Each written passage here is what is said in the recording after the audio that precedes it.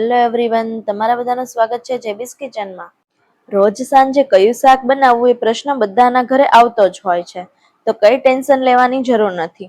કોઈ પણ શાકભાજી નહીં હોય તો પણ આવી રીતે ડુંગળી કે કાંદાનું તમે જે કહેતા હોય એ શાક આપણે નવા મસાલા સાથે બનાવવાનું છે. તો વિડીયો લાસ્ટ સુધી જરૂરથી જોજો. તો ચાલો બનાવવાનું શરૂ કરીએ. તો સૌ પ્રથમ તો આપણે કાંદા લેશું.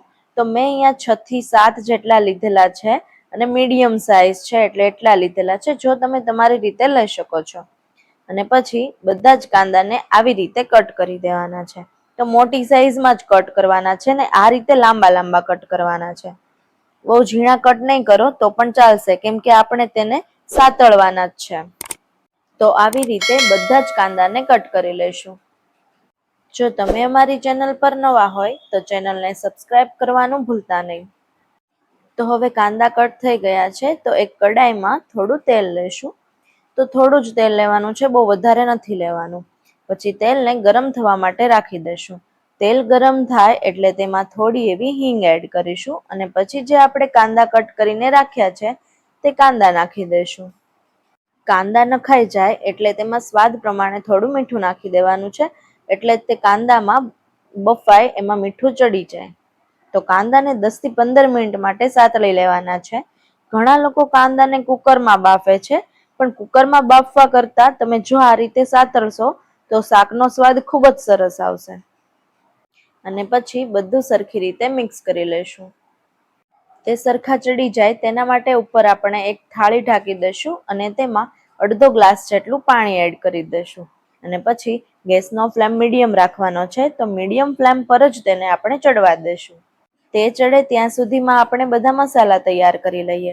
તો મેં અહીંયા તમાલપત્ર, સૂકા લાલ મરચા, લીમડો, લસણ, તજ અને લવિંગ આ લીધેલું છે. હવે આપણે ગ્રેવી બનાવી લઈએ. તો ટમેટાને મિક્સચરમાં કે તેમાં ક્રશ નથી કરવાના, આ રીતે કોઈ કટર હોય એમાં જ ઝીણા ઝીણા ટમેટા કટ કરીને નાખી દઈશું અને પછી તેને કટ કરી લેશું. તો જો તમારી પાસે મકાઈના દાણા અવેલેબલ હોય તો તમે તેમાં મકાઈના દાણા પણ નાખી શકો છો. તેનાથી ગ્રેવી સરસ એવી ઘટ થશે. તો આ રીતે આપણે મકાઈના દાણા નાખી દઈશું. તો હવે આપણી ગ્રેવી એકદમ તૈયાર છે. તો તેને એક બાઉલમાં કાઢી લેશું.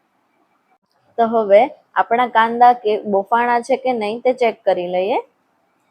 તો તમે જોઈ શકો છો કે હજી થોડા થોડા બફાણા નથી એવું લાગી રહ્યું છે. તો તેને સરખી રીતે ફરીવાર એકવાર હલાવી લેશું અને ફરીથી ડીશ ઢાંકીને બાફવા દેશું. શાકમાં સારો એવો સ્વાદ આવે અને સારી એવી ખટાશ આવે એ માટે આપણે દહીંની ગ્રેવી તૈયાર કરી લઈએ. તો એક બાઉલમાં 2 થી 3 ચમચી જેટલું દહીં લઈશું અને તેમાં થોડું પાણી એડ કરીને મિક્સ કરીશું. જ્યાં સુધી એકદમ મિક્સ ન થઈ જાય ત્યાં સુધી તેને મિક્સ કરવાનું છે. તો હવે તમે જોઈ શકો છો કે એકદમ સરસ રીતે આ મિક્સ થઈ ગયું છે. તો હવે તેને આપણે એક સાઈડ રાખી દઈશું. હવે ફરી એકવાર કાંદાને ચેક કરી લઈએ. તો હવે કાંદા એકદમ મસ્ત સરસ રીતે બફાઈ ગયા છે. તો તેને આપણે એક બાઉલમાં કાઢી લઈશું. અને પછી એક બીજો મસાલો તૈયાર કરી લઈએ. તો તેના માટે મેં સિંગદાણા, ગાંઠિયા અને તલ લીધેલા છે. તો તે ત્રણેયને મિક્સર કટરમાં ક્રશ કરી લઈશું. તો આ રીતે અધકચરું રહે એ રીતના ક્રશ કરવાનું છે. અને હવે એક કડાઈ લઈશું અને તેમાં 5 થી 6 ચમચી જેટલું તેલ એડ કરીશું. તેલ ગરમ થાય એટલે અડધી ચમચી જેટલી રાઈ અને અડધી ચમચી જેટલું આખું જીરું એડ કરીશું. તે બંને સરખી રીતે ફૂટી જાય એટલે આપણે જે મસાલો તૈયાર કરીને રાખ્યો હતો તે એડ કરવાનો છે. તો પહેલા તો આપણે લવિંગ અને જે સૂકા મરચા રાખ્યા હતા તે સૂકા મરચા એડ કરીશું. પછી તજ અને તમાલપત્ર એડ કરી દઈશું. પછી જે લીમડાના પાન તૈયાર કરીને રાખ્યા હતા તે લીમડો નાખી દઈશું. અને પછી થોડી વાર માટે તે બધું જ તેલમાં તળવા દઈશું. અને પછી થોડી હિંગ એડ કરીશું. અને પછી બધું સરખી રીતે મિક્સ કરી લઈશું. અને જે આપણે કાંદા બાફીને રાખ્યા હતા તે કાંદા એડ કરી દઈશું.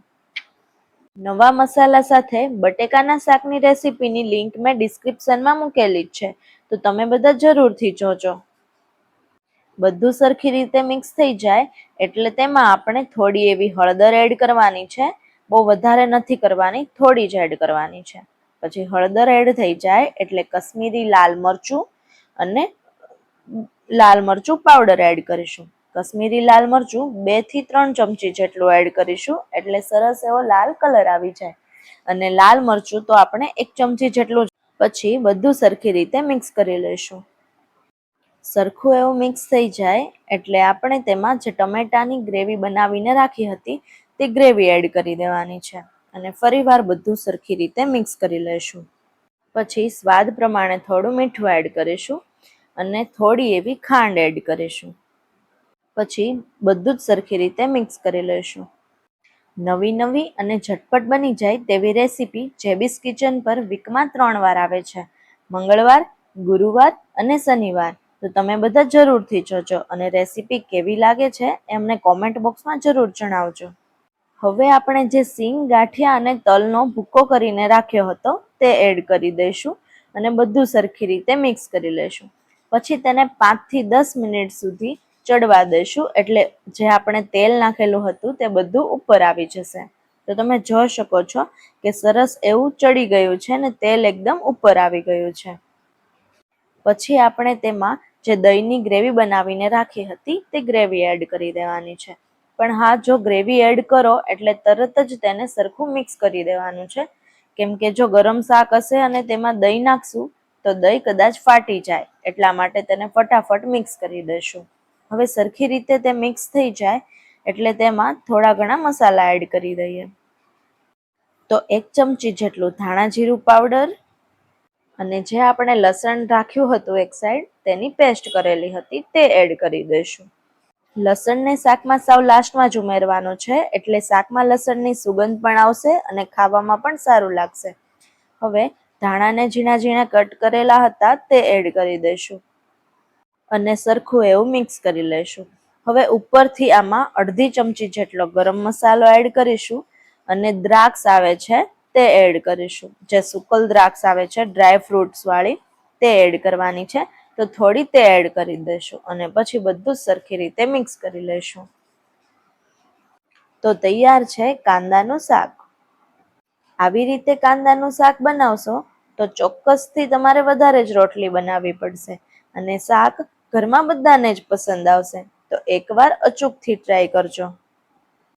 તો તૈયાર છે કાંદાનું શાક. જો તમારે પરાઠા સાથે ખાવું હોય તો તમે તેની સાથે ખાઈ શકો છો અથવા તો બાજરાના રોટલા સાથે પણ મજા આવે છે. તો તમે બાજરાના રોટલા સાથે પણ ખાઈ શકો છો. હવે ગેસ પરથી નીચે ઉતારી લઈશું અને તેને સર્વ કરી લઈશું. જો તમે જીમ કરો છો કે વેઇટ લોસ કરો છો તો જેબીસ કિચન પર હેલ્ધી રેસીપીની પ્લેલિસ્ટ બનાવેલી જ છે, તો તે તમે જરૂરથી જોજો અને કેવી લાગી એ કોમેન્ટ બોક્સમાં જણાવજો. જો તમને મારી આજની રેસીપી ગમી હોય તો કોમેન્ટ સેક્શનમાં જરૂરથી કહેજો. સાથે મારો વિડીયો લાઇક અને ફ્રેન્ડ ફેમિલીમાં શેર કરજો અને મારી ચેનલને સબસ્ક્રાઇબ કરવાનું ના ભૂલતા. તો ફરી મળીએ એક નવી રેસીપી સાથે. Thank you for watching.